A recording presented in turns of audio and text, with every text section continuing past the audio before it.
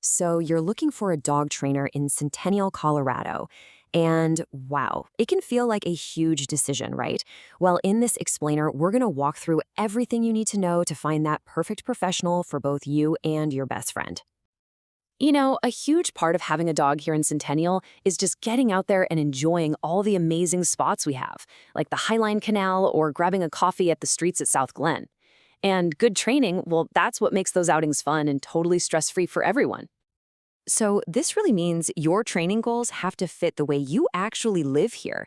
It's more than just sit and stay. It's about getting your dog ready for the real world situations you're going to run into every day in our community. What does that actually look like? Well, it's being able to walk your dog on a nice, loose leash right past other people on a crowded sidewalk, or having them just chill out calmly on a restaurant patio while you eat. A trainer who really knows Centennial can help you practice in these exact scenarios, so your dog can be that great companion you can take anywhere. Okay, so before you even start calling trainers, it helps to get a handle on the different approaches and what your options are. So let's break down the fundamentals.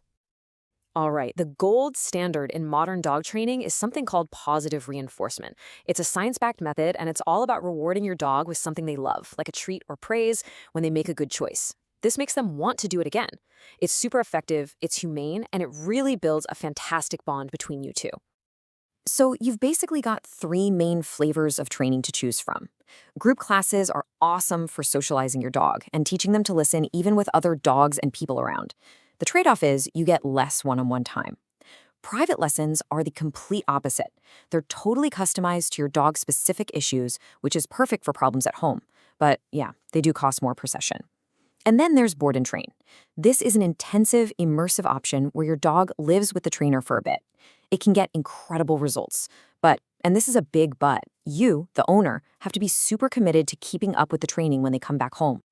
All right, once you have an idea of the type of training you want, the next big step is figuring out how to pick the right person. What should you actually be looking for? Look, you don't have to memorize this alphabet soup, but seeing these letters is a really good sign. Certifications like CPDT-KA or KPA-CTP tell you that a trainer has actually passed some tough exams and is serious about keeping up with their education. And for really tricky behavioral issues like serious fear or aggression, a credential like CBCCKA means they have an even higher level of specialized knowledge. But honestly, more than any certification, it's the trainer's philosophy that really counts. Any method that uses intimidation, fear, or pain, well, it's just outdated, and it can do real damage to your relationship with your dog.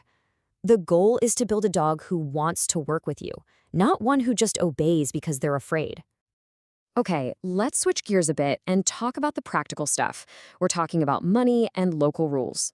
We'll look at what you can expect to pay for training around here and go over some key regulations every dog owner in Centennial should know.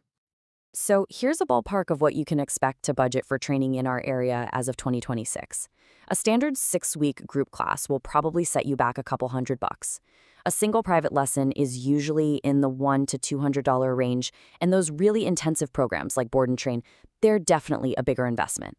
It's always a good idea to ask exactly what's included for the price. Now, here is a number every single dog owner in Centennial needs to know. 10 feet. That's the maximum length your leash can be when your dog is off your property. It's a safety rule for our trails and parks, so a standard 6-foot leash is always a safe choice. And besides the leash law, there are a few other key rules you'll want to keep in mind. State law says all dogs need a current rabies vaccination, and that tag has to be on their collar. Also, just be a good neighbor. Excessive barking can actually get you a noise violation. And finally, any pro trainer you hire should have a proper business license from the city of Centennial. Okay, to pull all of this together and make it super practical for you, we've got a simple checklist of questions that you should absolutely ask any trainer you're thinking about hiring. Seriously, these 5 questions are your secret weapon. They'll tell you pretty much everything you need to know. Asking about their philosophy makes sure they're using those humane methods we talked about. Checking their certifications confirms they know their stuff. A custom plan shows they see your dog as an individual. And clear talk about progress and cost, that just means no surprises later on. All right, so once you and your trainer get going, where do you practice? You've got to take those skills out into the real world. Centennial Center Park is great for working on focus with some mild distractions. To really nail those good leash manners around other people, joggers, and bikes, the on-leash trails at Cherry Creek State Park and the Highline Canal are just perfect. Think of these amazing local spots as your real-life training classrooms. At the end of the day, all this training stuff is really about one thing: building an amazing relationship with your dog so you can enjoy everything our community has to offer together. A well-behaved dog is just a joy to have around, and it makes every walk, every time friends come over, and every single day here in Centennial that much better for everyone. Best of luck on your training journey.